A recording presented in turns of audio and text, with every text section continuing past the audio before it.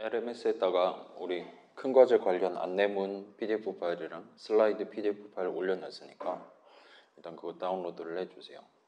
이 안내문 같이 한번 확인해보고 궁금한 거 있는 친구 질문하고 이제 지난주에 못 다 한 내용 살짝 진행하고 이번 주 내용 진행하면 집에 갈 수 있을 것 같아요.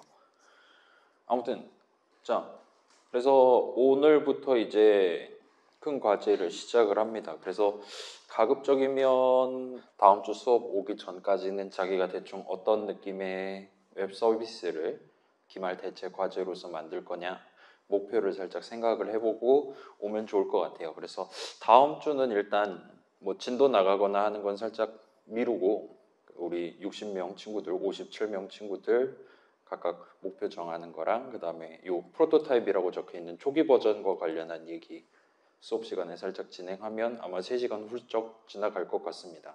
그래서 그렇게 일단 해두고 자, 그래서 우리는 지금 6월 14일까지 일단 여기 등교하는 걸로 현재 지금 계획을 잡고 있죠. 그래서 16주 중에 15주 수업을 해야 되는데 우리 같은 경우는 마지막 주 16주차 수요일을 공식적으로 휴강을 때리는 느낌으로 지금 스케줄을 가져가려고 하고 있습니다. 그래서 중간 휴강 한 번도 안 하고 뭐 수요일이라서 공휴일 같은 것도 없었으니까 그렇게 해서 일정대로 진행해서 그렇게 한다면 이제 마지막 주차 15주차 수요일에 이제 여러분이 아마 본격적으로 뭐 다른 수업 기말고사 준비하면서 등등 하면서 최종 버전 작성을 하시게 될 것 같아요. 그렇게 해서 최종 버전 제출 마감일은 자 6월 14일이 수요일이니까 이제 거기다 7 더하면 21일, 6월 21일이 16주차 마지막 요일이 됩니다.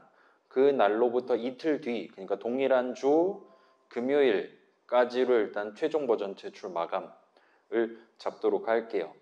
그렇게 일단 잡아놓고 자기가 목표로 한 거 잘 만들어서 익스포트 해가지고 제출을 하시면 우리 웹프로 수업이 끝나고 그때부터 제가 이제 시점 끝나면 중간고사 점수랑 등등 다 합해서 여러분 학점을 게시를 할 수가 있을 것 같습니다. 그렇게 학점 게시는 아마 이제 금요일 날 다 내시면 주말 중으로 채점해서 뭐 일요일이나 월요일쯤에는 게시를 할 수 있지 않을까 싶어요.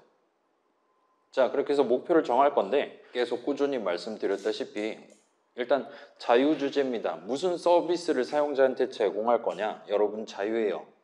그렇긴 한데 뭐 우리가 뭘 만들 수 있는지를 알아야지 목표를 잡든가 할 거 아닙니까? 라고 질문을 할 수도 있을 것 같아서 몇 가지 가이드라인 제가 미리 선방을 쳐갖고 왔어요. 그래서 여러분이 보다 효과적으로 자신의 목표를 수립하기 위해 일단 첫 번째로 중요한 거 우리 물론 이제 이걸로 돈을 벌 거다. 그러면 이제 실질적으로 사용자가 뭐 10,000명이면 10,000명, 뭐 100만 명이면 100만 명 이용을 해야 뭐 거기다 광고를 붙여서 돈을 벌든 할 거잖아요. 그렇긴 한데 우리는 그 정도로 다양한 사람들이 쓸 수 있을 만한 주제를 굳이 선택을 하지 않고 아마도 나만 쓸 것 같은 아마도 나 포함 누구도 쓰지 않을 것 같은 그런 현실 세계에서의 실질적인 쓰임새가 별로 보이지 않는 주제를 고르셔도 됩니다. 여러분이 만들고 싶은 걸 만드시면 돼요. 그 다음에 여러분이 뭔가 웹 서비스 만들겠다. 그걸 이제 본격적으로 만들려면 예를 들어 우리 웹 서버에 동시에 막 3만 명이 들어와도 얼마든지 버틸 수 있는 3만 명 회원 정보, 막 그 회원들이 올린 수많은 게시글들, 내용들 그런 것들을 다 커버할 수 있는 자바 코드를 작성할 수도 있긴 하지만 일단 우리 큰 과제에서는 거기까지 요구하지는 않을 거예요. 그래서 여러분이 지금 목표를 뭘로 가져가냐에 따라서 우리는 사용자는 그냥 한 명만 다루기로 하자. 아이디가 마스터이면 무조건 통과시키도록 하자. 와 같은 느낌으로 몇몇 요소들은 데이터를 하나만 사용하고 중요한 몇몇 요소들만 그래 사용자 한 명이 어떤 데이터를 2번, 3번 입력할 수도 있게 그래서 서버에다 2개든 3개든 여러 개든 담아놓고 그걸 활용해서 응답을 할 수 있게 만들어야겠다. 와 같은 식으로 목표에 따라서 여럿을 다루어야 하는 데이터가 어느 범주까지 있는지를 미리 파악을 해 두셔야 됩니다. 그래서 여러분이 예를 들어서 뭐 밥 먹을 때마다 보내기 버튼 눌러갖고 입력해서 보내면 이 사람이 하루 동안 몇 칼로리를 드셨는지를 집계를 해서 응답으로 보내주는 느낌의 웹 서비스를 만든다고 생각해 봅시다. 그래서 어떤 사용자가 하루 동안 입력하는 내용들 서버에 담아뒀다가 나중에 정리해서 응답으로 보내줘야 될 거예요.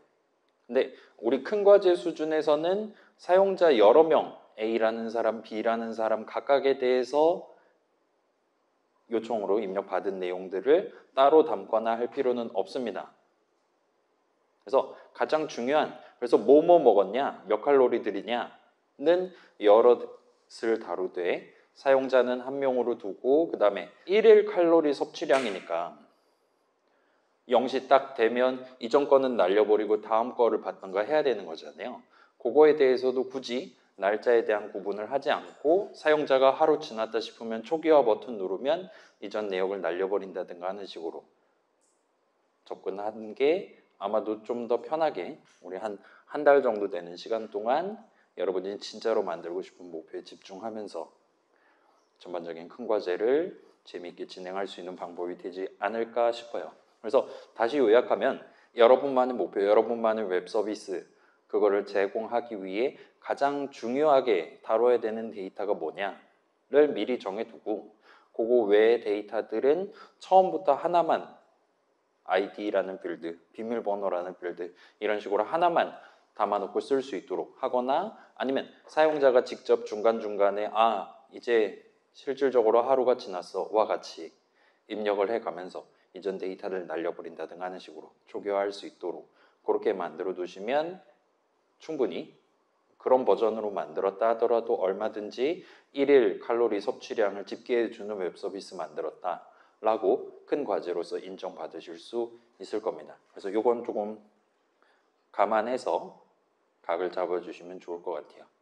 자, 그 다음에 뭐 여러분 막 웹 크롤링이니 뭐 그런 단어 들어본 적 있습니까? 이제 내 웹 서버가 또는 웹 브라우저가 다른 웹 서비스에 침입을 해서 거기 들어있는 중요한 지적 재산들을 갈취를 해와서 그거를 조합을 해서 결과적으로 사용자한테 응답으로 보내주는 그런 느낌의 웹 서비스를 만들어 보고 싶으실 수도 있어요. 일단 불가능한 건 아닙니다. 그렇긴 하지만 기본적으로 우리 큰 과제에서는 웹 브라우저 바깥 내지는 웹 서버 바깥에 있는 요소는 사용하지 않으시는 걸 추천을 드릴게요. 사용한다 하더라도 그런 거를 썼다는 사실이 큰 과제 채점에는 일절 반영되지 않을 겁니다. 괜찮아요. 막 데이터베이스 막 이런 거 부착하고 그럴 필요 없다는 거예요. 그 다음에 뭐 구글에서 검색해서 검색 결과를 가지고 지금 누구 이름으로 검색했더니 몇 건 나왔습니다. 누구 이름은 몇십만 건 나왔습니다. 누가 더 유명합니다. 이런 식으로 말해주는 그런 웹 서비스 굳이 만드실 필요 없다는 거예요. 반대로 만약에 그런 느낌의 서비스를 제공하고 싶다라면 굳이 막 구글, 네이버 이런 다른 웹 서비스에 접속해서 그쪽 데이터를 들고 와서 조합을 하지 않고 여러분이 직접 여러분의 .java 파일에다가 그거랑 유사한 느낌의 내용을 여러분 손으로 직접 입력을 해두고 내 서버 안에 있는 그런 데이터들을 조합을 해서 사용자한테 보여주는 식으로 약간 짭을 만드는 느낌으로 접근을 하시는 건 얼마든지 가능하고 그런 느낌으로 진행을 해보셔도 문제는 없을 것 같아요. 그래서 뭐 짭이다, 데이터베이스 어려우니까 우리 그냥 뭐 서블릿 소속 필드만 잡아놓고 간단히 쓴다라고 생각하시기보다는 조금은 원래는 큰 목표인데 그거를 한 달 안에 우리가 완성하기 위해 약간 초안에 해당하는 시뮬레이션에 해당하는 그런 느낌의 간단한 버전을 일단 만들어 봤다 정도로만 긍정적으로 생각을 하시고 넘어가셔도 좋을 것 같습니다. 그래서 이건 조금 주의해 주시면 좋을 것 같고, 자, 이렇게 말씀드린다 하더라도 지금 뭔가 만들고 싶은 게 있을 수도 있잖아요. 뭔가 이따 칩시다. 뭐 메신저라든가 그런 거 만들어 보고 싶을 수도 있겠죠. 자, 근데 과연 여러분이 지금 그런 목표를 한 달 안에 내가 진짜 완성할 수 있을까가 걱정되고 있다면 일단은 조촐하게 가벼운 목표를 들고 시작을 하시되 이게 좀 너무 가벼운 것 같은데 싶을 때 조금 더 디테일을 추가한다거나 생김새를 좀 더 예쁘게 만든다던가 아니면 사용자한테 좀 더 깊은 다양한 메시지들을 응답들을 전달하기 위해 디테일을 챙겨간다든가 하는 식으로 분량을 늘려가시는 걸 추천을 드립니다. 처음부터 어려운 목표를 들고 거기서 막 부분 빼가면서 진행하는 것보다는 처음에 엄청 간단한 목표를 생각해 두고 거기다가 살을 입혀서 전반적인 무게를, 밸런스를 가져가시는 게 조금 더 유리할 거예요. 그래서 제가 제시하는, 꼭 이거 안 만들어도 됩니다. 조촐한 목표 예시를 3개를 들고 와봤습니다. 그래서 여러분이 간단한 퀴즈, 새로 고침할 때마다 뭐 수학 문제 같은 거 내고 산수 문제 같은 거 내고 사용자가 응답하게 만들고 사용자 응답이 뭐 정답이냐 아니냐에 따라서 점수 계산해 놓고 10문제 다 풀면 참 잘했어요, 좀 더 노력하셔야겠네요와 같이 결과를 알려주는 그런 느낌의 웹 서비스를 간단하게 만들어 볼 수 있을 거예요. 그거를 애기들한테 시켜서 나는 지금 수학을 좀 더 잘해야겠구만, 나 이 정도는 충분하니까 이제 놀러 가도 되겠구만과 같이 고득점을 위해서 조금 더 노력해 볼 수 있도록 서비스를 제공하는 걸 주 목표로 잡고 각각의 디테일을 조금씩 살려가는 식으로 전체 목표를 구성을 해보시는 것도 추천드립니다. 다음 두 번째 예시는 짧은 글자들 담아뒀다가 엔터키 칠 때마다 이제 서버한테 보내는 거예요. 그러면 나중에 다른 버튼을 눌렀을 때 이 사람이 이제까지 입력했던 메모들 이런 게 있었습니다 라고 일종의 목록으로 한꺼번에 보여주는 느낌의 간단한 메모장 서비스를 제공할 수도 있을 겁니다. 그래서 여러분 막 카카오톡 같은 거 내 아이디 누른 다음에 나한테 보내기 할 수 있잖아요.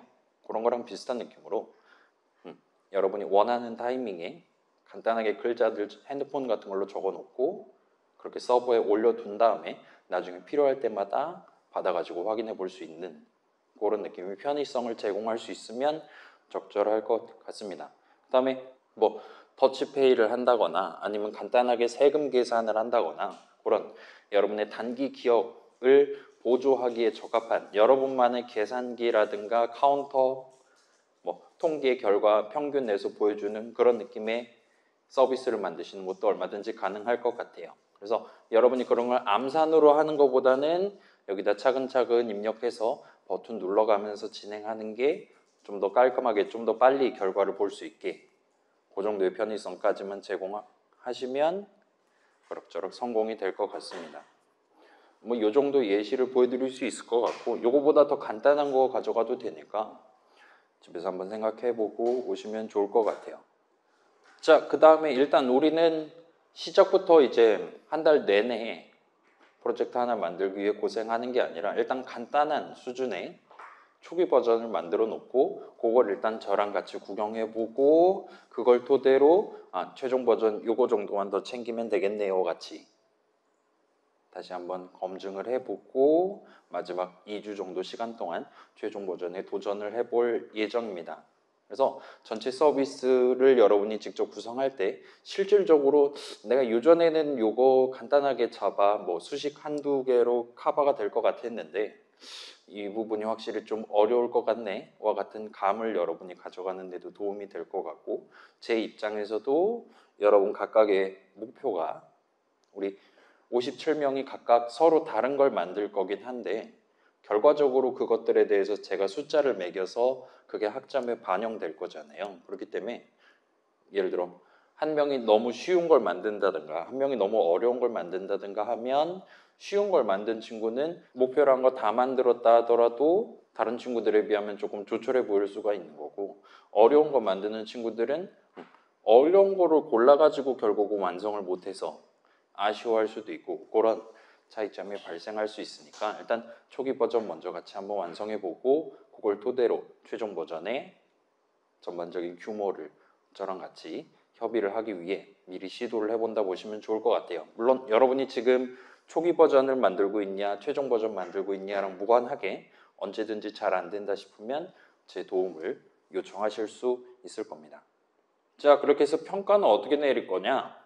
100점 만점의 기한 점수는 일단 30%를 들고 가겠습니다. F0랑 비슷하게. 일단 내기만 하시면 30점을 드릴게요. 그래서 금요일 안에 내시면 30점이고 그 뒤에 토요일, 일요일 밤까지 내시면 절반을 인정을 해드리겠습니다. 근데 진짜 이거 완성 못하면 진짜 너무 아쉽다. 근데 시간이 지금 3초밖에 안 남았다. 그럴 때 여러분이 15점의 점수를 제물로 바치고 이틀의 시간을 더 받아서 진행을 하실 수도 있어요. 그다음에 그 이후에 제출하시면 일단 기한 점수는 0점으로 간주하겠습니다. 자, 그래서 LMS에 제출하기 위한, 업로드하기 위한 페이지를 마련을 해둘게요. 거기에 여러분이 가장 마지막으로 몇 시 몇 분에 제출했냐를 가지고 이 기한 점수를 매기도록 하겠습니다. 그래서 우리 지금 WP10 해가지고 다이나믹 웹 프로젝트 만들어 본 적 있잖아요. 그런 거랑 비슷하게 이전에 자바 프로젝트, 일반 자바 프로젝트 익스포트 할 때랑 비슷하게 익스포트 하셔서 내시면 되는데 이 방법이 그때랑은 살짝 달라요. 아카이브 파일 고르면 잘 익스포트가 안 될 수가 있습니다. 그래서 이거 어떻게 익스포트 하는지는 오늘은 아니고 한 다음 주쯤에 한번 소개를 해드리도록 할게요. 뭐 어렵지 않으니까 너무 걱정 안 하셔도 될 것 같습니다. 자, 그 다음에 이제 목표를 일단은 공통 목표라고 해서 30%를 넣고 그 다음에 여러분이 직접 이 웹 서비스는 특히 이 부분에 중점적으로 신경을 쓴 웹 서비스다 라고 여러분이 직접 정하는 일종의 중점사항에 해당하는 비중을 30%를 가져가도록 하겠습니다. 일단 목표는 다음 페이지에 조금 더 부연을 해서 설명을 해놓은 상태예요. 중점사항은 여러분이 정하는 거고 여러분이 그 전체 서비스 안에서 전체 코드 안에서 가장 공을 들여놓은 부분이 어디냐를 직접 하나를 골라서 느낀 점 적는 곳을 통해서 서술을 하시면 됩니다. 보고서는 특별히 안 적어요. 자, 그렇게 해서 30, 30, 30에서 90%고 나머지 10%는 그 제출 페이지 이제 코멘트 적는 란이 있을 거예요. 거기다가 느낀 점을 한 글자 이상 적어두셨다면 10점을 드리도록 하겠습니다. 그래서 여러분 서비스 중점 사항은 여기입니다 라는 게 느낀 점 내용이랑 같이 포함되어 있으면 좋을 것 같아요. 자, 여기까지 일단 하고 그래서 공통 목표를 일단 제가 데이터 관점에서 15%, 코드 관점에서 15% 해가지고 각각 세 가지 항목으로 들고 왔습니다. 뭐 살짝 소개해드리면 끝이 날 것 같네요. 자, 요거 이따가 오늘 조금 이따가 수업에서 살짝 등장할 건데 여러분이 원한다면 여러분의 웹 서비스에서 사용할 데이터를 사용자 컴퓨터, 여러분 노트북, 웹브라우저한테 부탁을 해서 저장을 시킬 수가 있습니다. 그래서 로컬 스토리지라는 친구를 오늘 조금 이따 사용을 해볼 예정이에요. 거기다가 여러분이 어떤 값을 담아뒀다가 나중에 사용하는 그런 느낌의 데이터 흐름을 여러분 목표 진행할 때, 여러분 서비스 제공할 때 한 번 이상 사용을 하시면 5점입니다. 그래서 요거는 바로 조금 이따 진행할 거니까 그런 느낌으로 나도 하면 되겠구나. 예를 들어 로그인 시킬 예정이다. 뭐 어떤 웹 서비스들은 내가 처음에 로그인할 때는 아이디 글자들 다 쳤지만 이제 아이디 저장 체크박스 눌러놓고 로그인하면 다음번에 또 다시 한번 로그인할 때 그 아이디 글자들 지가 알아서 입력을 미리 해두죠. 그 말은 그때 쳤던 글자들이 서버에 전송된다기보다는 여러분 웹브라우저가, 여러분 노트북이 살짝 들고 있다가 다음번에 다시 동일한 웹페이지 볼 때 그 인풋 태그, 인풋 요소 내용물로서 밸류 속성으로서 미리 지정을 해준다라고 보시면 좋을 것 같아요. 그거 어떻게 하는지 조금 이따 알려드릴 테니까 그런 느낌으로 사용하시면 5점을 가져가실 수 있을 겁니다. 물론 다른 목표를 위해서 쓰실 수도 있고요. 자, 그래서 웹 브라우저 측면에서 데이터를 담아놨다가 쓰실 수 있으면 5점이고 비슷하게 웹 서버에다가 어떤 데이터를 담아뒀다가 나중에 사용하도록 구성하시면 또한 5점입니다. 그래서 뭐 여러분 서비스 목표상 아까 전에 그 칼로리 계산하는 거 생각해 보면 이제까지 몇 칼로리 먹었냐 그 숫자 담아두면 되는 거잖아요. 자, 그런 식으로 여러분의 서비스 목표상 중요한 계속 누적시켜둬야 될 값들을 담아두시면 됩니다. 자, 여기서는 막 특별히 막 데이터베이스 새로 열어가지고 갖다 담아둔다거나 아니면 파일에다가 백업을 해둔다든가 그러실 필요는 없습니다. 적당히 우리 수업에서 다루는 수준으로 뭐 서블릿 구성할 때, 점 자바 파일 구성할 때 대충 메서드 정의 위에다가 인트 어쩌고저쩌고 세미콜론 해가지고 non-static field 선언 해가지고 갖다 담아놓고 썼었잖아요. 자, 그런 식으로 해도 뭐 몇 번째 사용자입니다. 그런 거 검사하는 데는 큰 어려움이 없었습니다.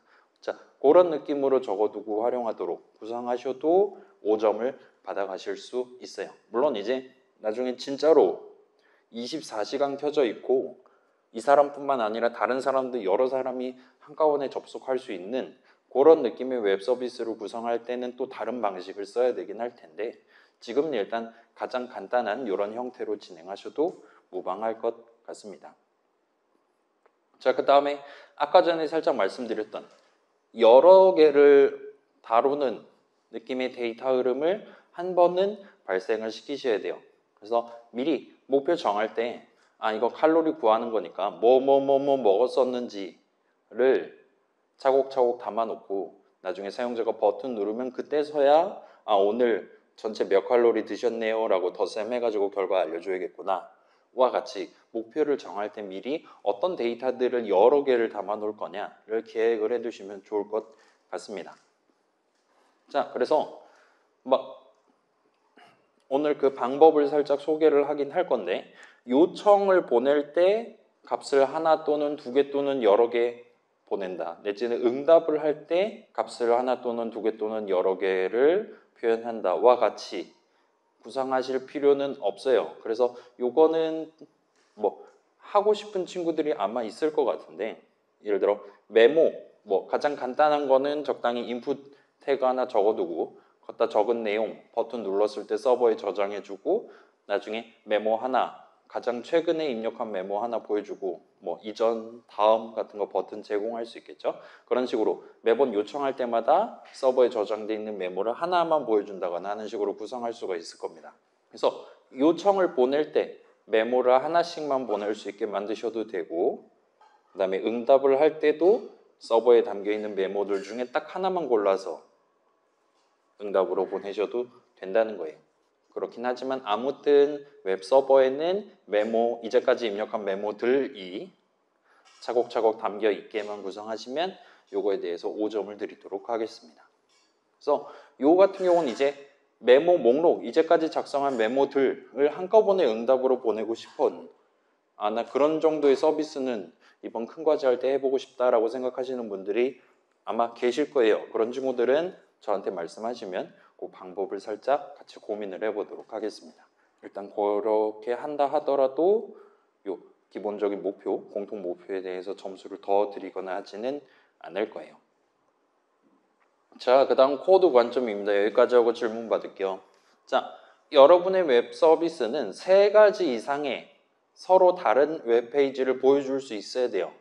그래서 각각의 웹페이지 복붙해가지고 만들지 마시고 사용자가 봤을 때 사용자 입장에서 의미를 가질 만한 각각의 차이를 보여야 됩니다. 그래서 로그인하는 페이지, 로그인 끝났을 때 본론 보여주는 페이지, 뭔가 버튼 누르거나 했을 때 결과 보여주는 페이지 이런 느낌으로 서로 다른 목표를 위해 구성되어 있는 웹페이지가 3개 정도 존재해야 되고 사용자가 그걸 볼 수 있어야 돼요.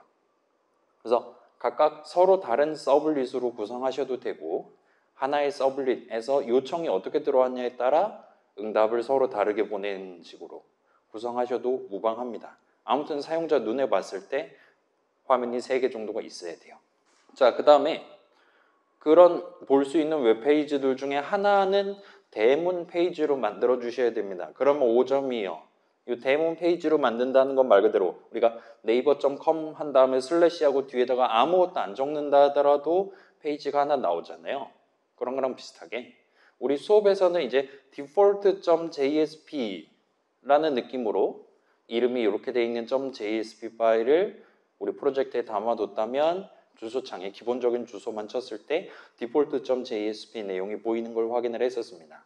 그런 식으로 대문 페이지 하나를 특별히 구성을 해주시면 돼요. 여러분이 원한다면 .jsp는 난 필요 없다.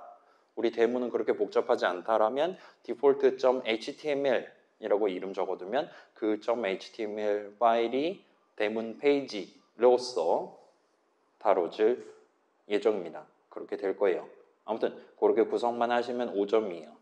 자, 그 다음에 그래서 서로 다른 웹페이지 3개를 볼 수 있는데 그 웹페이지를 보는 방법이 사용자가 직접 주소창에 예를 들어 페이지 1 서블릿, 페이지 2 서블릿 이런 식으로 직접 주소창에 서로 다른 주소를 쳐야지만 볼 수 있는 게 아니라 대문 페이지에서 뭔가를 누르면 두 번째 페이지가 나오고 두 번째 페이지 또는 대문 페이지에서 뭔가를 누르면 세 번째 페이지가 튀어나오는 식으로 웹브라우저 주소창을 건드리지 않고 다른 페이지를 볼 수가 있도록 그렇게 연결되어 있으면 5점을 드리도록 하겠습니다. 여기서 이제 로그인에 성공했습니다. 로그인에 실패했습니다. 같은 화면이 있을 때 이제 우리 수업에서도 그 웹브라우저에 있는 뒤로 가기 왼쪽 화살표 버튼을 눌러가지고 로그인 화면으로 돌아가거나 했었잖아요. 주소창은 건드리지 않고 그런 뒤로 가기 버튼을 눌러서 이전 페이지로 돌아가는 것 역시나 연결로 간주를 하도록 하겠습니다. 그래서 그렇게 크게 고민하실 건 아닐 거예요. 얘 같은 경우는. 그래서 웹페이지 3개 있는데 대충 사용자가 이 버튼 누르면 저 페이지 보고 저 버튼 누르면 이 페이지 보게 그렇게 구성만 해두시면 5점을 받아가실 수 있을 겁니다. 그래서 기본 목표는 일단 요것들을 한꺼번에 다루는 예시는 나오지 않겠지만 요전 수업 내용들 토대로 각각에 대해서 여러분이 코드를 얼마든지 작성하실 수 있게 그런 수준으로 일단 6가지 항목 만들어 놨다 보시면 될 것 같아요. 자, 궁금한 거, 큰 과제 관련해서 궁금한 거 있습니까? 뭐 만들 겁니까? 어처구니 없는 거 만들어도 돼요. 오늘 이따가 계산기, 더하기, 빼기, 곱하기, 나누기 할 수 있는 2개의 숫자에 대한 그런 웹페이지 하나 만들어 볼 거고, 그 다음에 JSON이라고 보통 부르는 JSON이라고 적는 그런 친구를 2번째 예시에서 사용을 해볼 예정입니다. 근데 이거 2시간 안에 끝낼 수 있을까? 모르겠지만 아무튼 시도를 해보도록 할게요. 자, 그래서 그래도 요거까지는 구경을 해야 목표 여러분 다음 주 수요일까지 정해서 오실 테니까 오늘은 일단 속도를 내보도록 할게요. 그래서 궁금한 거 뭐 만들지를 모르겠다. 여러분 이전에 공창컴에서 해봤던 그런 프로그램을 사용자가 키보드로 입력해서 그 콘솔 탭에 키보드를 입력하면 이제 시스아웃으로 보여준다거나 하는 식으로 진행해 본 그런 시나리오들 있잖아요. 그런 것들을 웹 브라우저를 통해서 프로그래밍 전혀 모르는 이클립스 써본 적도 없는 사용자도 얼마든지 진행해 볼 수 있게 그렇게 서비스로 구성하셔도 됩니다. 그때 이제 어레이 리스트라는 것든가 써봤을 테니까 그걸 이제 2개의 컴퓨터로 구성한다라 생각하실 수도 있어요. 실제로 여러분이 현실 속에서 사용하고 있는 실생활에서 사용하고 있는 웹 서비스랑 비슷한 걸 만들려고 하면 골치가 많이 아플 겁니다. 우린 지금 기본적으로 글자들 다루고 있으니까 여러분이 이전에 만들어 본 적 있는 글자들 다루는 프로그래밍 목표들을 중점으로 두고 걔랑 살짝 비슷한 거를 웹서버에다 올려놓고 지구상에 있는 다른 사람들한테 서비스를 제공해야겠다. 그렇게 마음을 먹으셔도 무방할 거예요. 가계부 충분하죠. 구매했나, 그 다음에 가격 적고 입력하기 버튼 누르면 서버에 저장해 놓고. 그치. 나 지금 뭔가 지르고 싶은데 잔액이 얼마냐 버튼 누르면 지르지 마세요 이렇게 응답 보내주고, 살까 말까 이러면 사지 마라 막 이렇게 보내주고 하는 거 만드실 수 있습니다. 자, 그래서 목표 정하는 게 가장 어려울 테니까 그걸 빠르게 해두고 남은 시간 동안 코드 짜는 시간을 영위를 하면 될 것 같아요. 자, 그래서 더 궁금한 거 있으면 좀 이따 물어보시고, 아이고 지난주에 못다한 내용 한번 확인을 해봅시다.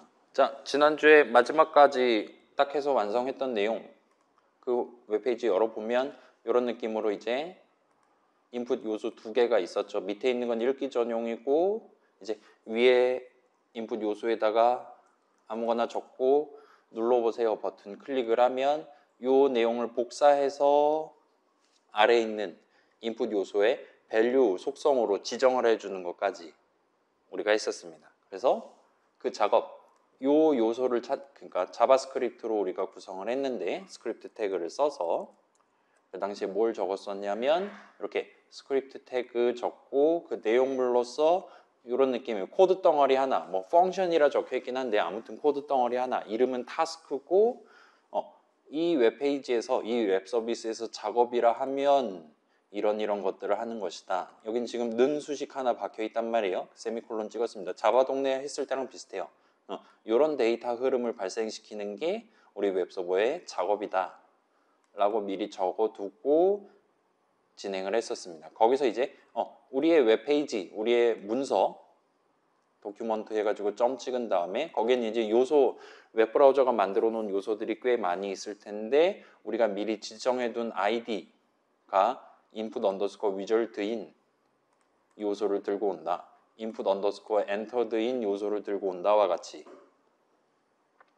메소드 줄식 비슷하게 생긴 뭔가를 적을 수가 있었습니다. 이렇게 하면 이제 id가 저거로 지정되어 있는 HTML 요소 하나를 들고 올 수 있어요. 그 다음에 걷다 점 찍고 걔의 속성들 중에 하나를 우리가 데이터를 가져오거나 새로운 데이터를 담거나 할 수 있습니다. 그래서 자, result 같은 경우는 지금 두 네모 중에 두 인풋 요소 중에 아래에 있는 친구란 말이에요. 아래에 있는 친구의 밸류 속성을 위에 있는 친구의 밸류 속성으로 지정한다. 위에 있는 친구의 밸류 속성 값을 아래에 있는 친구의 밸류 속성으로 지정한다와 같이 는수식을 적어 놨었습니다. 까지 하면 아무 일도 발생하지 않았어요. 그래서 이 작업을 언제 수행할 거냐, 코드 실행 흐름 관점에서 언제 수행할 거냐 역시나 지정을 해줘야 됐었고 우리의 목표는 지금 유일하게 화면에 보이는 눌러보세요라고 적혀있는 그 버튼을 클릭을 했을 때 사용자가 클릭을 했을 때 이 작업을 수행하도록 그렇게 코드 흐름을 구성하고 싶었습니다. 따라서 우리는 이 버튼을 눌렀을 때 타스크를 호출한다와 같은 느낌으로 버튼 태그에다가 요 온클릭 속성을 지정함으로써 목표를 달성할 수가 있었어요. 그러면 다른 애들은 요 온클릭은 타스크 이런 식으로 적혀 있지 않으니까 다른 애들은 클릭을 한다 하더라도 작업을 수행하지 않을 겁니다. 당연스럽게도. 근데 버튼 같은 경우는 이렇게 지정했으니까 이 버튼을 클릭을 했을 때 결과적으로 이 는수식을 계산을 해서 그 데이터 흐름이 사용자 눈에도 정상적으로 보이는 거 테스트까지 우리가 해볼 수가 있었죠. 자, 이 정도까지 해보고 퇴근을 했었습니다. 기억나나요, 여러분? 좋아요.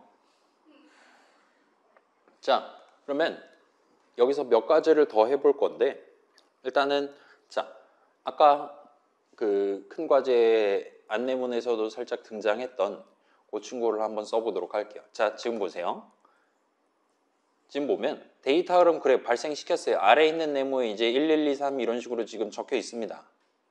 근데 여러분이 여기서 새로 고침 누르면 자연스럽게 두 인풋 요소의 밸류 속성은 다시 0글자짜리로 지금 초기화가 되어 있는 걸 볼 수 있어요. 자, 지금 왜 0글자가 보이냐라고 물어보면 당연스럽게도 test.html에 저 두 인풋 요소는 가장 처음에 텅텅 비어있는 상태로 사용자한테 보여준다라고 적혀있기 때문이에요.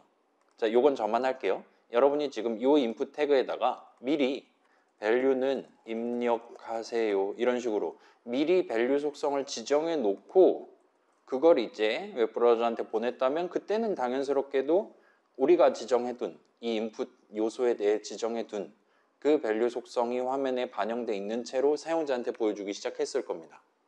오케이? 근데 여러분 지금 가지고 있는 버전은 밸류 속성을 미리 지정을 안 했잖아요. 따라서 기본적인 그러니까 우리 웹 디자이너라고 해야 될까요? 웹 서비스 만드는 사람이 미리 지정해둔 속성이 없기 때문에 지가 알아서 저 사람이 안 골랐으면 나도 안 고를래. 따라서 0글자임 하면서 텅텅 비어있는 채로 지금 사용자한테 보여주기 시작하는 것 같아요. 언제? 새로 고침을 했을 때요. 자, 우리의 목표가 얘가 좀 중요한 데이터예요.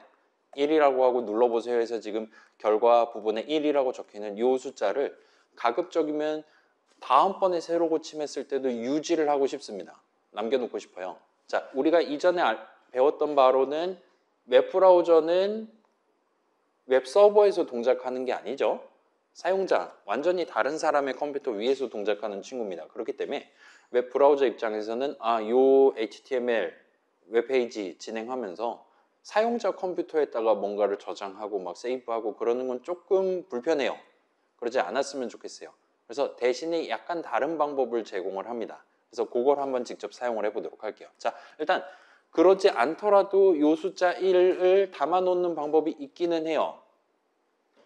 근데 사용자 컴퓨터에 담는 게 아니라 아예 서버에다가 업로드를 해두고 서버가 들고 다니게 만드는 건 가능합니다. 어떻게? 요청으로 보내면 되는 거죠.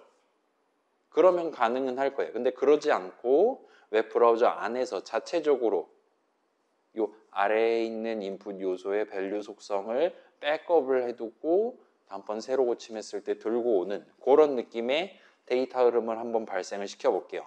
일단 방법 자체는 쉽습니다. 저 일단 답안지를 켜놓고 이걸 보면서 진행을 할게요. 자, 버튼을 눌렀을 땐 이걸 해야 된다.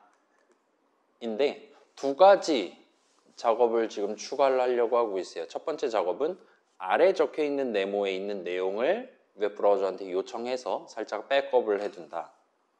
두 번째 작업은 그렇게 백업되어 있는 값을 들고 와서 아래에 있는 네모의 밸류 속성으로 지정한다와 같은 느낌의 두 가지 작업을 우리가 해보려고 합니다. 그래서 각각에 대해서 위에 적혀 있는 거랑 비슷하게 펑션 적고 컨트롤 스페이스에서 엔터키 치면 적당히 자바에서 봤었던 메서드 정의 비슷하게 해서 구색을 맞춰줄 거예요. 자, 그렇게 해서 저장하는 거 먼저 해봅시다. 이번에는 이름을 스토어 정도로 해볼게요. 가게라는 뜻이 아니라 저장이라는 뜻입니다. 자, 역시나 주석은 저만 칠게요. 몰래 마련한 저장 공간에 아래 네모의 밸류를 담는 게 우리 목표입니다. 여러분 는을 할 줄 알면 웹서비스 만들 준비 끝나는 거예요. 자, 그래서 우항은 일단 위에 거 복부 태우면 되겠죠. 아무리 봐도. 그죠? 그래서 우항 적는 건 별로 어렵지 않을 것 같아요. 좌항 적는 게 이제 문제인데 일단 얘는 지금은 따라 칩시다. 이거 자동 완성 될까? 되네.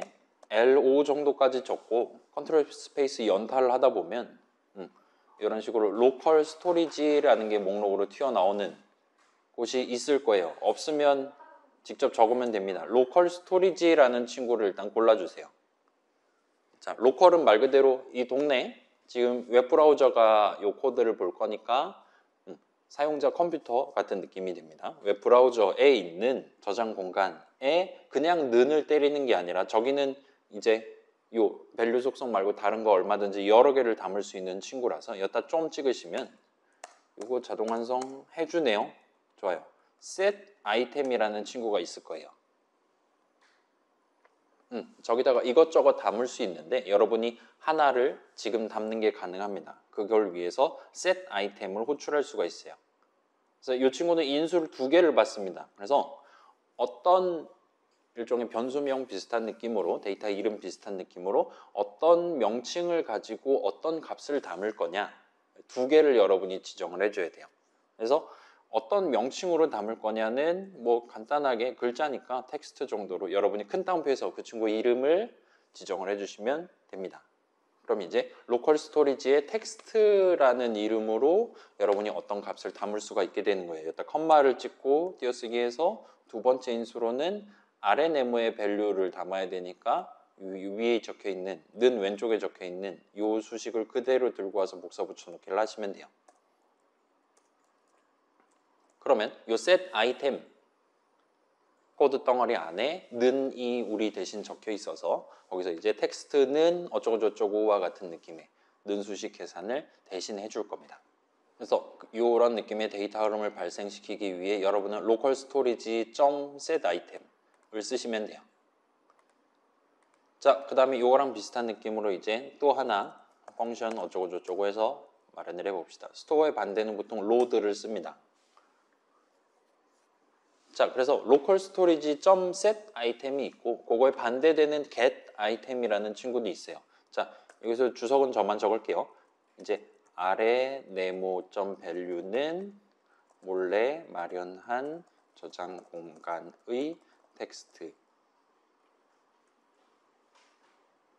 비슷한 느낌으로 우리가 적으면 됩니다. 자, 그래서 여기 같은 경우는 지금 는 수식의 좌항을 우리가 직접 적을 수가 있어요. 위에 거 복붙해서 쓰면 되겠죠. 얘랑 비슷한 느낌의 데이터 흐름이죠. 그래서 계산하면 아까 여기서 텍스트라는 이름으로 담아놨던 그 값이 튀어나올 만한 수식을 적으시기만 하면 됩니다. 일단 걔는 조금 이따가 적고 요 는 수식을 우리가 직접 미리 적어봅시다. 요거 위에 거 는 수식 복붙해서 들고 오시면 돼요. 얘 같은 경우는 는을 우리가 직접 할 수 있습니다. 다음에 엔터키는 저만 칠게요. 요 오른쪽에다가는 이제 계산하면 아까 텍스트랍시고 셋 아이템에서 담아놨던 그게 튀어나오는 수식을 적으시면 돼요. 비슷하게 로컬 스토리지 적고 점을 찍으시면 get 아이템이라는 친구가 있어요.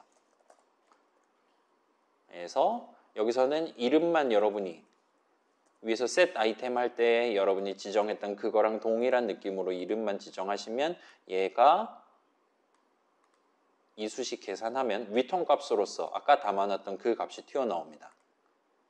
그래서 그 값을 그대로 input result에다가 담는다와 같이 는 수식을 적어둔 셈이 돼요. 따라서 우리가 목표로 하는 데이터 흐름을 발생시키게 됩니다.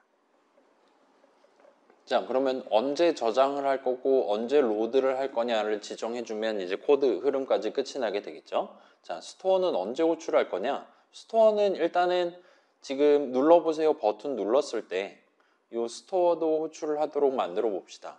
그렇게 하는 지금 현재상으로 눌러보세요 버튼 누르면 타스크를 호출할 거잖아요.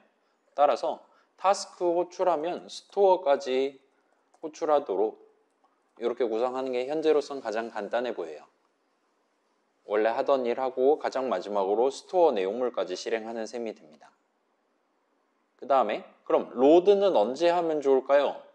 일단 현재 목표상으로는 사용자가 새로 고침을 할 때, 달리 말하면 이 웹페이지를 다시 보여주기 시작할 때, 그때 이 로드 내용물을 호출했으면 좋겠어요. 따라서 일반적으로 그런 목표를 달성할 때는 보통 이 바디 태그에 속성으로 지정을 합니다. 이 바디를 이제 준비를 할 때, 그러니까 이 웹페이지의 내용물을 준비를 할 때 로드 내용물도 한번 실행해 줬으면 좋겠다와 같은 느낌으로 여러분이 적어두시는 게 가능하고, 그래서 지금 바디 태그 보이죠? 여는 태그 보이시죠? 거기서 온 클릭 같은 게 아니라 온 로드라는 이름이 있을 거예요. 그래서 온 로드, 요 밑에 있는 요소들 준비가 끝나면 마지막으로 자바스크립트 적혀 있는 이 로드 내용물, 이 문장 하나를 추가로 실행해 줘라와 같이 여러분이 적는 게 가능합니다. 여기까지 하면 이제 저장하고, 만약에 아직 실행 안 했다면 컨트롤 F10을 한번 눌러주시고, 그렇게 해서 웹브라우저에 보이면 새로 고침을 해보실 수 있을 거예요. 처음에는 당연히 새로 고침할 때마다 그냥 텅텅 비어있는 상태로 보여줄 겁니다. 아직 그 웹브라우저가 미리 몰래 마련해둔 공간에 텍스트라는 이름으로 우리가 미리 데이터를 백업을 해둔 적이 없어요. 지금은 새로 고침해도 빈칸으로 나오는 게 정상입니다. 근데 여러분이 여기서 1, 2, 3 하고 눌러보세요 클릭을 하면 결과 화면에 1, 2, 3이라고 보일 거예요. 그리고 이때부터 이제 새로 고침을 하면 결과 화면에 1, 2, 3이 그대로 떠 있는 느낌으로, 사실은 새로 고침할 때마다 백업해둔 그 데이터 들고 와서 그 글자들 들고 와서 입혀둔 채로 사용자한테 보여주기 시작하는 느낌으로 지금 동작하는 걸 보실 수가 있을 겁니다.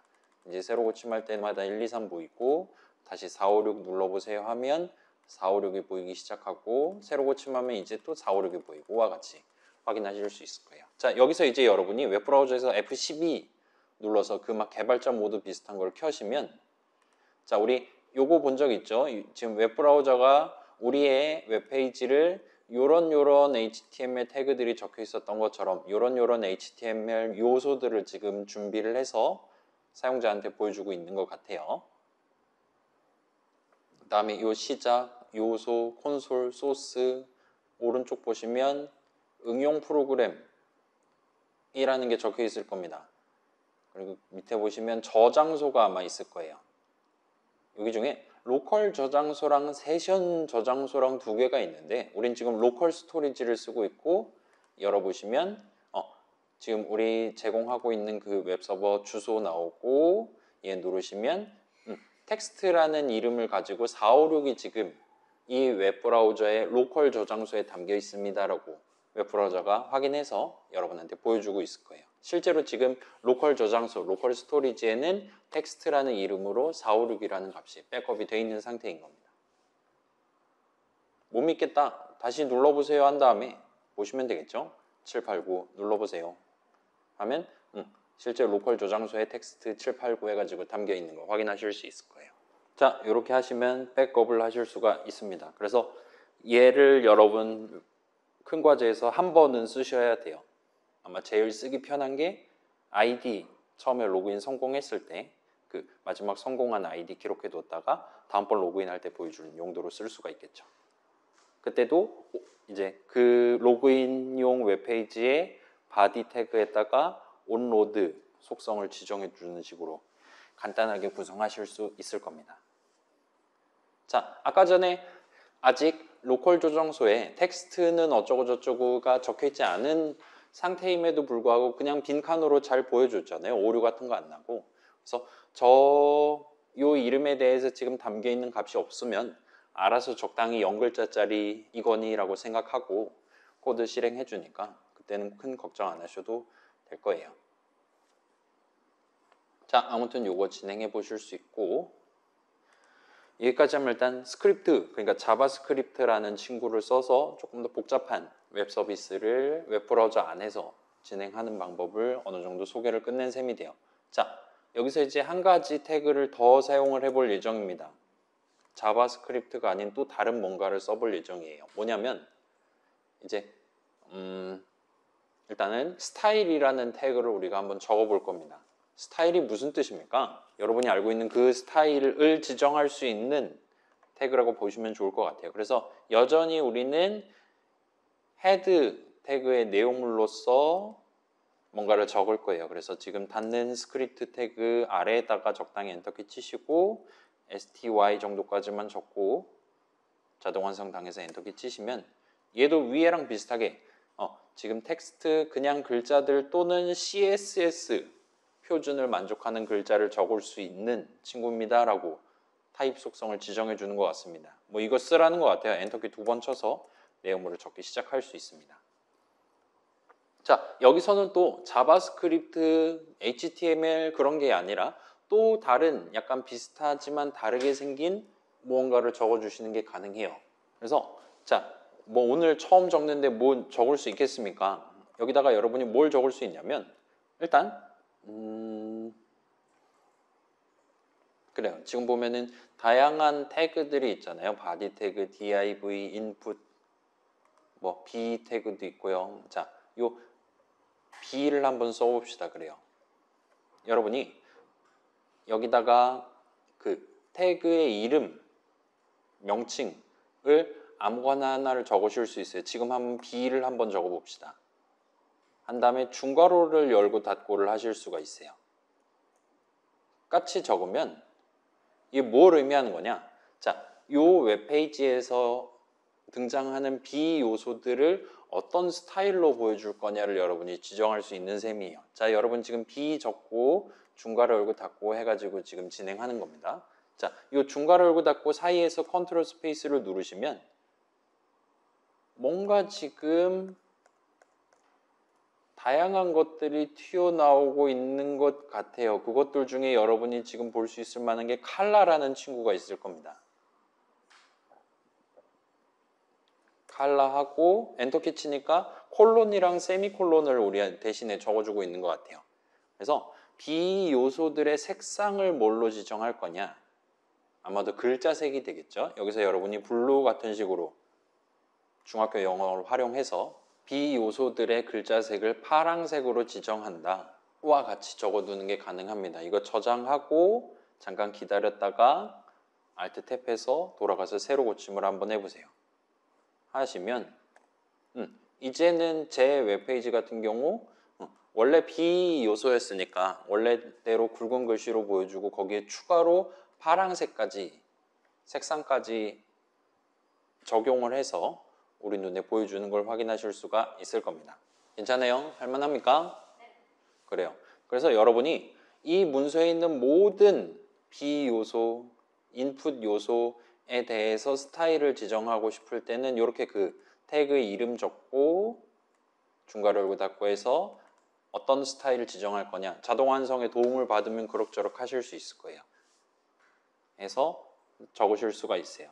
근데 지금 우리 인풋 요소가 2개 있잖아요. 사용자가 입력하는 위에 거 있고 그 다음에 아래 거 있죠.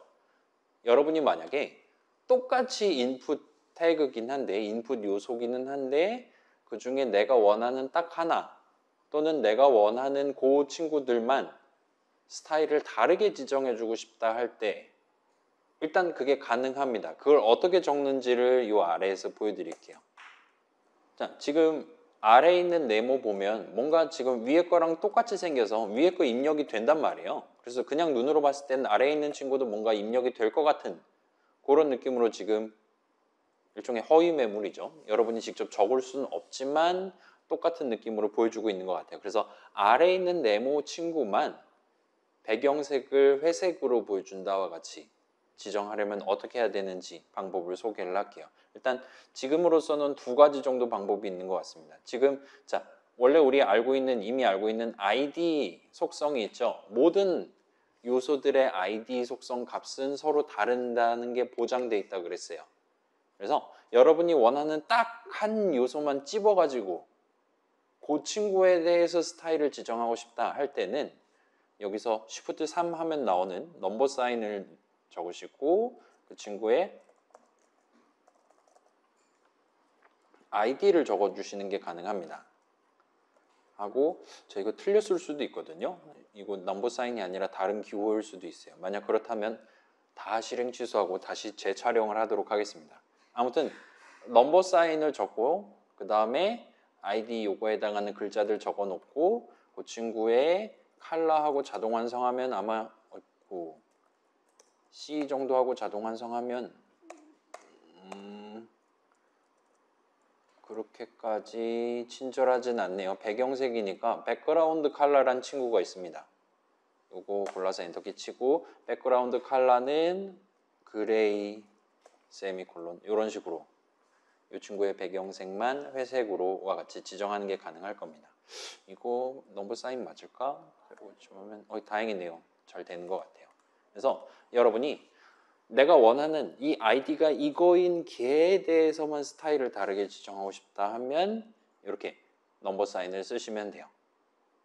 또는 지금 보시면 아이디 속성은 서로 다르게 잘 지정해 놨는데 여기 보시면 클래스라는 이름의 속성을 지금 각각에 대해서 지정을 해둔 걸 보실 수가 있습니다. 그래서 위에 있는 친구 클래스는 for input, 아래에 있는 친구는 for output과 같은 느낌으로 지금 서로 다른 값을 지정을 해둔 것 같아요. 그래서 자 일단은 클래스가 정확히 뭔지는 지금은 몰라도 괜찮을 것 같아요. 아무튼 클래스 속성이 요거인 애들만 이 스타일로 지정해 줬으면 좋겠다 하고 정리가 가능합니다. 그래서 위에 거는 일단 지우시고 중복되니까 지우시고 그때는 뭘 적으면 되냐? 그때는 마침표를 적고 클래스 이름을 적으시면 돼요. for output 해가지고 중괄호 열고 닫고 하실 수 있습니다. 그래서 클래스 속성 값이 for output이라고 적혀 있는 애들의 아까랑 똑같이 백그라운드 컬러는 그레이로 적어두시는 게 가능해요. 얘는 이제 새로 고침해도 아까랑 동등한 결과가 나올 겁니다. 괜찮아요? 그냥 대놓고 글자들 적으면 B 태그인 애들, 인풋 태그인 애들 일괄적으로 부여하는 셈이 돼요. 그러지 않고 점 적고 뭔가 적으면 클래스가 요거인 친구들, 클래스 속성이 이거인 친구들, 그 다음에 넘버 사인 한 다음에 뭔가 적으면 아이디가 정확히 이거인 애 한 명의 스타일을 지정해 줄 수 있는 거예요. 물론 컬러 말고 다른 것들 뭐가 있을까요? 뭐 테두리, 색상, 테두리 두께 아니면 뭐 여러분 막 들어본 적 있는 마진, 패딩 막 이런 것도 지정해 줄 수 있습니다. 그다음에 뭐 가운데 정렬을 할 거네 뭐네 그런 것도 아마도 스타일로 커버가 될 거예요. 일단은 지금은 색상만 지정하도록 하겠습니다. 아무튼 이런 식으로 여러분 색상을 지정할 수 있어요. 자 그러면 여기서 이제 한 가지를 더 해봅시다. 회원 가입하거나 할 때 조금 친절한 동네는 여러분이 이제 가입하기 버튼을 누르기 전에 미리 이거 비밀번호에 대소문자 기호 다 있으셔야 되는데 그러지 않거든요. 와 같이 여러분이 글자 적을 때마다 얘는 지금 적합한 비번입니다. 그렇지 않습니다. 라고 알려주는 그런 회원가입 창이 있고 그런 거 다 아무 말도 안 하다가 맨 밑에 있는 버튼 딱 눌렀을 때 이 항목 지금 문제 있습니다. 라고 나중에 이제 알려주는 그런 느낌이 있을 거예요. 자, 우린 지금 전자에 해당하는 사용자가 인풋 요소를 붙잡고 글자를 적을 때마다 그 글자 내용을 토대로 이 요소의 스타일을 변경하는 느낌으로 코드를 한번 작성해 볼게요. 그래서 새로운 코드 덩어리가 필요합니다. 스크립트 태그로 올라오셔서 자, 한 가지를 더 해볼게요. 펑션 한 다음에 이번에는 뭐 이름 검사하니까 체크 정도로 합시다. 그 다음에 얘는 인수를 하나를 받을게요. 그래서 대상에 해당하는 타겟 정도로 인수 이름 하나 정해놓고 스타트를 하도록 할게요. 자바였다면 이제 막 리턴 값의 형식, 인수의 형식 그런 거 지정을 했을 텐데 자바스크립트 동네는 일단은 그러지 않으셔도 되는 것 같습니다. 일단 기본적으로 모든 애들은 글자들을 읽고 뭐 그렇지 않다면 조금 특이하더라도 얼마든지 커버할 수 있는 것 같아요. 자, 여기서의 목표는 한번 적어볼게요. 타겟의 밸류 속성이 뭐 예를 들면 마스터 2가 아닌 경우 배경색을 빨갛게, 맞는 경우 배경색을 하얗게 와 같이 저 인풋 요소의 배경색을 칠하거나 칠하지 않음으로써 지금 이 내용물이 적합한가 그렇지 않나를 보여주도록 그렇게 한번 구성을 해보도록 할게요. 자, 그래서 다행스럽게도 우린 지금 이제 분기 흐름을 써야 되는 거잖아요. 그때마다 서로 다른 배경색을 지정해 줘야 되는 거니까요. 다행스럽게도 if하고 엔터를 치시는 게 가능합니다. 하면 자바 때 봤던 그 if문 자동 완성 그대로 당하실 수가 있어요. 그래서 target.value 여기서도 느낌표 는이랑 는을 적으실 수 있습니다. 그래서 주석상으로는 느낌표 는 있고 그 다음에 마스터 2 자바에서는 이게 안 됐었는데 자바스크립트에서는 이렇게 적으셔도 무방해요. 그래서 타겟의 밸류 속성이 마스터 2가 아니라면 배경색을 빨갛게 칠하는 코드를 내용물로서 적어주면 될 겁니다. 밑에다가 이제 else하고 또 역시나 자동 완성 당해주시면 되겠죠. else하고 내용물 배경색을 하얗게 칠하는 코드를 넣어주시면 될 거예요. 자, 그럼 어떻게 하면 저 타겟 요소의 배경색을 빨강색으로 지정할 수 있을까요? 우리는 지금 이 아래에 있는 스타일 태그를 써서 내용물을 구성함으로써 B 태그는 묻지도 따지지도 않고 파란색임. 그 다음에 클래스가 for 아웃풋이면 걔는 무조건 배경색이 회색임과 같이 지정할 수가 있었습니다. 일단 ID 속성은 우리가 나중에 막 건드린다거나 하긴 조금 번잡한 친구예요. 근데 클래스 속성 같은 경우는 마치 밸류 속성과 비슷하게 여러분이 원한다면 언제든지 얘는 원래 클래스 A 친구였는데 이번에 B 클래스로 옮긴다와 같이 자유롭게 지정할 수 있도록 그렇게 해도 무방하도록 설계되어 있는 속성입니다. 따라서 일단 스타일을 먼저 준비를 해볼게요. 지금 이 회색으로 지정한다는 그대로 남겨두시고 밑에서 뭐 .레드 이런 식으로 .레드는 너무 노골적인가요? 뭐 .배드로 합시다. 그러면 클래스가 배드인 친구들을 어떻게 표현할 거냐? 배경색을 빨강으로 지정한다. 그렇지 않고 굿인 친구는 어떻게 지정할 거냐? 배경색을 흰색으로 와 같이 적어주는 게 가능할 겁니다. 그래서 저 타겟이라는 요소, 밸류 속성이 마음에 들면 걔는 이제 클래스를 굿으로 지정해 줄 수 있을 거예요. 그렇지 않으면 bad로 지정해 줄 수 있을 겁니다. 달리 말하면 어떤 요소의 클래스 속성을 새로운 값으로 지정하는 그런 느낌의 데이터 흐름을 발생시키면 될 것 같아요. 괜찮습니까? 우리 지금 배경색으로 조지고 있어요. 자, bad인 애들, 굿인 애들 각각에 대해서 여러분이 지정하실 수 있고 그럼 여기서 자 타겟 요소의 밸류 속성이 마스터 2가 아니라면 여러분은 이제 점 클래스까지 하면 지금 보니까 클래스라는 5글자가 자바 동네에서 이거 키워드란 말이에요. 자바스크립트 동네에서도 지금 키워드로 간주가 되는 것 같아요. 지금 보시면 빨강색의 굵은 글씨로 보여주고 있잖아요. 스타일이 이 모양이죠. 따라서 조금 슬프게도 요 CLASS 5글자를 쓰는 거는 현재로서 막혀 있는 것 같아요. 그래서 그 대신에 클래스 네임이라는 이름으로 조금 편법을 써서 구성을 해뒀습니다. 그래서 어떤 요소에 점 찍고 클래스 네임이라고 적는다면 실질적으로는 그 요소의 클래스 속성 값을 건드린다는 얘기가 돼요. 그래서 그 친구의 클래스 네임을 이제는 bed로 바꾼다 와 같은 능수식을 적어주실 수 있을 겁니다. 그 다음에 else 부분에 이거 복붙하면 여기다 이제 good이라고 적어두는 게 가능하겠죠. 이런 느낌으로 해서 어떤 요소의 밸류 속성을 확인하고 그 속성에 따라서 그 요소의 클래스를 변경하는, 이렇게 클래스를 변경함으로써 결과적으로는 스타일을 변경하는 느낌의 자바스크립트 코드 덩어리를 완성을 한 셈이 됩니다. 그럼 이제 이걸 언제 네오모를 실행할 거냐, 그 다음에 타겟 자리에 뭐를 집어넣고 네오모를 실행할 거냐를 여러분이 지정하면 목표가 달성이 끝이 날 거예요. 자, 우리는 현재 위에 있는 인풋 요소 네모의 글자들을 칠 때마다 그 글자들, 지금 담겨있는 글자들을 검사를 해서 걔 스타일을 실시간으로 변경을 해주고 싶은 거예요. 따라서 그 인풋 태그에다가 뭔가를 속성을 또 지정을 해줘야 될 겁니다. 지금 요 input entered라는 친구예요. 이 친구에다가 속성을 지정할 건데 아마도 on으로 스타트를 할 거예요. 컨트롤 스페이스 누르면 별의별 게 다 있는 걸 볼 수 있어요. 일단 마우스 클릭했을 때 뭔가를 하는 건 아니겠죠. DBL 클릭도 있네요. 더블 클릭이겠죠. 그 다음 드래그 했을 때, 드랍 했을 때, on input, on key down, key press, key up 이런 식으로 있는 것 같습니다. 일단 우리는 on key up이라는 속성으로 지정을 한번 해볼게요. 그 다음에 그래서 key up이 발생하면 체크를 호출한다. 근데 얘 같은 경우는 지금 인수를 받는 애란 말이에요.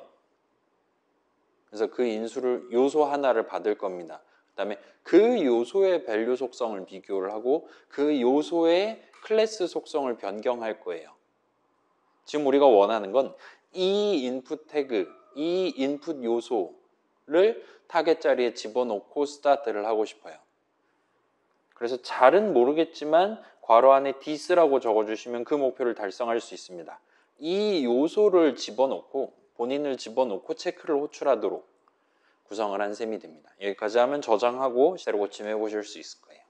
여러분이 글자를 칠 때마다 빨강색이에요. 그러다가 마스터 띄고 2까지 적으면 하얀색으로 돌변하는 걸 볼 수 있습니다. 자, 그래서 본인이 지정한 그 글자들이 담겨 있을 때만 하얀색이고 그렇지 않은 글자를 적고 키보드에서 손을 떼면 체크가 호출돼서 빨강색으로 바뀌는 걸 볼 수 있어요. 그래서 막 아까 봤을 때 키 다운, 키 프레스, 키 업 이렇게 세 가지 버전이 있는데 조금 슬프지만 영어를 칠 때는 키 다운을 써도 큰 무리가 없는데 한국말 칠 때는 이제 이전에 무슨 키를 눌렀냐에 따라서 기역, 각 같은 느낌으로 글자를 조합을 하는 느낌이 들어있다 보니까 키 다운을 가지고는 여러분이 원하는 느낌으로 목표를 달성하기 어려울 수 있습니다. 그래서 키 업을 쓰시는 게 그나마 보기가 편할 거예요. 아무튼 우리 키보드 사용자가 글자를 변경할 때마다 그때그때 사용자가 눈으로 볼 수 있는 요 인풋 요소의 스타일을 변경함으로써 지금 뭔가 잘못되고 있구나, 이건 정상이구나와 같이 구경할 수 있도록 만들어놨다 보시면 됩니다. 물론 여러분이 원한다면 이렇게 노골적으로 빨강색으로 칠해주는 게 아니라 옆에 있는 조그만 글자, 사용 가능한 비밀번호입니다 와 같은 다른 요소에 대해서 걔의 스타일을 변경하는 식으로 코드를 적는 것도 얼마든지 가능해요. 그럼 이제 그걸 인수로 넣고 던져줄 수도 있겠지만 우리 이전 버전이랑 비슷한 느낌으로 문서에서 아이디를 가지고 그 요소를 직접 찾아와 가지고 걔의 클래스 속성을 변경하거나 하는 식으로 접근할 수도 있게 되겠죠. 아무튼 위에 있는 친구들은 타스크, 스토어, 로드는 인수로 뭔가 받지 않아요. 어떤 요소를 특정하지 않았습니다. 그렇긴 하지만 여러분이 각각의 태그 적을 때 아이디를 잘 지정만 해뒀다면 지금 메모리 위에 올라가 있을 HTML 요소들 중에 여러분이 원하는 딱 하나를 들고 와서 걔의 속성을 가지고 데이터 흐름을 얼마든지 발생시킬 수 있어요. 근데 그게 좀 귀찮다. 예를 들어서 요거 체크를 위에 있는 네모가 아니라 아래에 있는 네모에 대해서도 하고 싶다라면 그때는 이제 인수로 받는 방법이 있을 겁니다. 이런 식으로 인수로 요소 하나를 받아서 걔의 밸류 속성, 걔의 클래스 속성 이런 식으로 코드를 작성하실 수도 있어요. 그럼 이제 체크를 호출할 때 그래서 이번에는 어떤 요소를 담아서 호출할 거냐 지정을 해야 되는 것이고 그때 이제 여러분이 필요하다면 this라는 아마 이 동네에서도 비슷한 느낌으로 쓰겠죠. 이 친구를 써서 지금 이 속성 값이 적혀 있는 요 인풋 요소를 그대로 집어넣어서 호출한다와 같이 표현을 하시는 게 가능합니다. 물론 여러분이 원한다면 여기서 뭐 대놓고 더큐먼트 해가지고 위에 적었던 그거를 그대로 적으실 수도 있어요. 또는 이제 뭐 이게 add라는 느낌이었다. 그러면 3,5 해가지고 3 더하기 5를 즉석에서 인수를 결정해갖고 호출하는 것도 얼마든지 가능합니다. 그렇긴 하지만 대부분 상황에선 그냥 this를 적거나 아니면 아예 아무것도 안 적거나와 같은 느낌으로 쓰시게 되지 않을까 싶어요. 그래서 이 정도까지 하면 일단 지난주 내용이 끝이 납니다. 그래서 살짝 정리하고 자, 정리해 볼게요. 스크립트 태그예요. 일단 이클립스 써갖고 자동 완성을 당해보니까 타입은 텍스트 슬래시 자바스크립트 이런 식으로 지가 알아서 입력을 해주는 것 같아요. 지정을 해주는 것 같습니다. 그래서 뭐 function이라는 키워드 튀어나오고 뭐 document.getElementById 같은 느낌으로 이전에 적어본 적 없는 조금 요상한 키워드들 이름들이 등장하기는 했지만 뭐 지금 요 웹페이지 동작하는 거, 웹서비스 동작하는 거 눈으로 보고 따라갈 수 있다면 적당히 복붙해서 쓰는 건 그렇게 어렵지 않으실 거예요. 그래서 현재 사용자 눈에 보이고 있는 그래서 이 웹페이지를 구성하고 있는 이 문서를 구성하고 있는 여러 요소들 중에 여러분이 하나를 들고 와서 그 친구의 속성, 밸류도 있을 수 있고 우리가 써보진 않았지만 다른 것들도 얼마든지 가져오실 수 있습니다. 그런 속성들 중, 데이터들 중에 하나를 읽거나 거기에 새로운 값을 담거나 할 수가 있어요. 그 작업은 자바 동네랑 완전히 똑같이 는을 적으시면 됩니다. 경우에 따라서는 는을 여러분이 적기가 어려울 수도 있어요. 특히 좌항을 내가 어떻게 적어야 할지 모르는 상황에서 는 수식을 나 대신 계산해주는 뭔가 메서드 호출식 비슷하게 생긴 그런 느낌의 코드를 적으셔야 되는 상황도 발생할 수 있습니다. 아무튼 자, 이 스크립트 태그를 써서 여러분은 자바에서 메서드 정의를 적을 때랑 비슷한 느낌으로 코드 덩어리 같은 걸 정해둘 수가 있어요. 이름을 붙여두는 게 가능합니다. 그래서 이 웹페이지의 작업이란 뭐냐, 저장한다라는 건 뭐냐, 불러오기는 뭐냐와 같이 정해두실 수 있어요. 그 다음에 어떤 요소, 어떤 태그를 적으실 때 onKey업이라든가 onload, onClick과 같은 조금 특별하게 생긴 비슷한데 서로 약간씩 다르게 생긴 이런 느낌의 속성을 지정함으로써 이 요소에 대해서 이런 상황이 발생했을 때 적 있는 코드 덩어리를 실행하면 된다와 같이 여러분이 코드 흐름을 지정하는 게 가능합니다. 그래서 이 동네에서도 메서드 호출식 비슷한 거를 아마도 여러분이 자주 적으시게 될 것 같아요. 자, 그 다음에 로컬 스토리지라는 친구를 써봤습니다. 그래서 웹 서비스를 구성하고 있는 우리는 내 컴퓨터가 아닌 사용자의 컴퓨터에 있는 각종 파일들, 뭐 C 드라이브에 뭐 중요한 파일이라든가 그런 것들, 내 문서에 있는 뭐 문서들, 그림들 그런 것들을 마음대로 건드릴 수는 없도록 돼 있어요. 그렇기는 하지만 여러분이 필요에 따라서 사용자 컴퓨터에다가 뭔가 내 웹 서비스를 진행하기 위해 필요한 데이터를 살짝 저장을 해두고 싶으실 수 있습니다. 그럴 때 여러분이 로컬 스토리지를 써서 담아두는 게 가능해요. 그래서 이건 이제 웹 브라우저가 제공하는 서비스고 기능이고 여러분이 웹 브라우저에서 F12를 눌러가지고 이 웹 서비스 localhost 8080이라는 웹 서비스 이 주소에 대해서 웹 브라우저가 무슨 데이터를 무슨 이름 무슨 값 이렇게 해서 유지하고 있는지 확인하는 게 가능해요. 그래서 이걸 저만 다시 한번 보고 올게요. F12 눌러서 보시면 자 로컬 저장소를 우리가 썼는데 세션 저장소라는 친구도 있기는 합니다. 그래서 저장소가 두 가지 버전이 있다 보시면 좋을 것 같아요.